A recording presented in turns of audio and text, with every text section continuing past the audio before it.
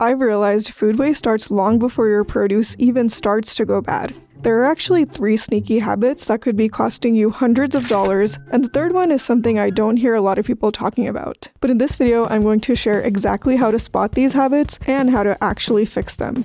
When my pantry cleanout started to feel like entire closet declutters, I knew I had to be doing something wrong. I used to stock up on all sorts of pantry staples just because they were on sale. The main problem here was that these were ingredients that I didn't use on a regular basis, and I was simply buying them because I thought I could use them in a future recipe. So I was essentially letting the grocery store decide what goes in my pantry instead of consciously making the decision based on what I actually eat. And now you might be wondering, well, why not just use up the ingredients that you have in your pantry? But here's the thing. When I'm buying stuff like this, it's normally because I'm browsing through the clearance section of the grocery store, and that aisle is usually just filled with a lot of specialty ingredients that you could only use for specific recipes, or it's food that's about to expire fairly soon. For example, I bought this bag of croutons back in March, and I'm looking at it now, and it was going to expire in April 2026.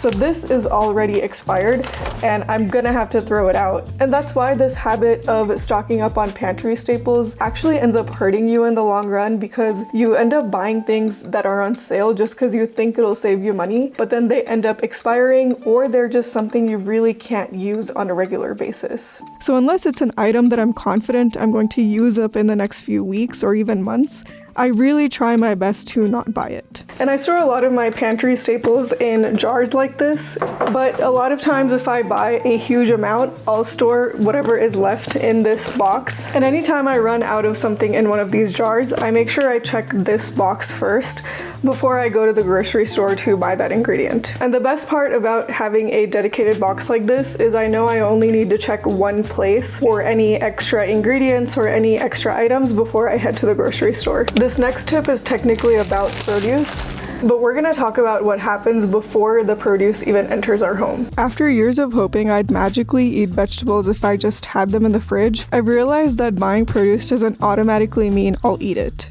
And I really started to notice this when I was constantly throwing out tons and tons of produce every single week because I simply didn't have a plan for what to do with it.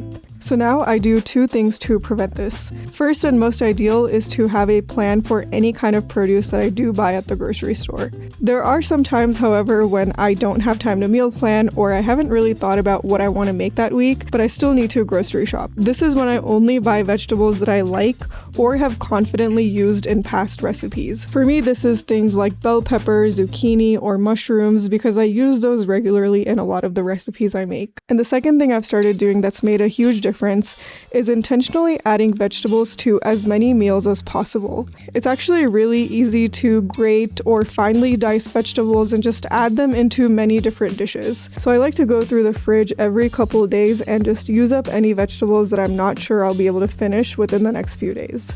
Have you ever meal prepped a huge batch of food and watched as the container of leftovers just keeps sliding to the back of the fridge until one day you discover it and realize it's gone bad? That used to happen to me all the time, and I realized it wasn't always an accident. There were pretty much 2 things that were happening at the same time.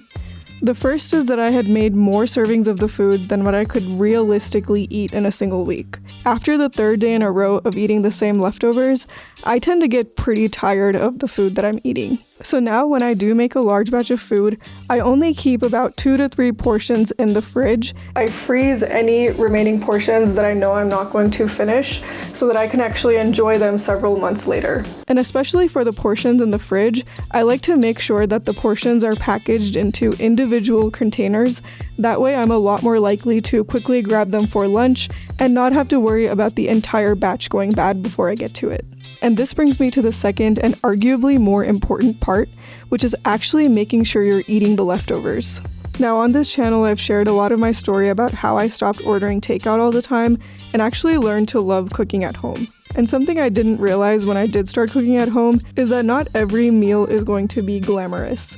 Back when I was ordering takeout all the time, I was pretty used to enjoying every single meal I ate, and so it felt like if there was anything that was below my expectations, I just simply couldn't get myself to eat it. But these days I prioritize saving money and reducing food waste above anything else, So I've found a few ways to make leftovers a lot more enjoyable. Whether that means just adding more sauce or seasonings and just finding a way to make them more fun, or even just rewarding yourself with a little dessert or snack afterwards, I think it's really important to remember that reducing food waste just comes down to actually eating the food that you have in your fridge.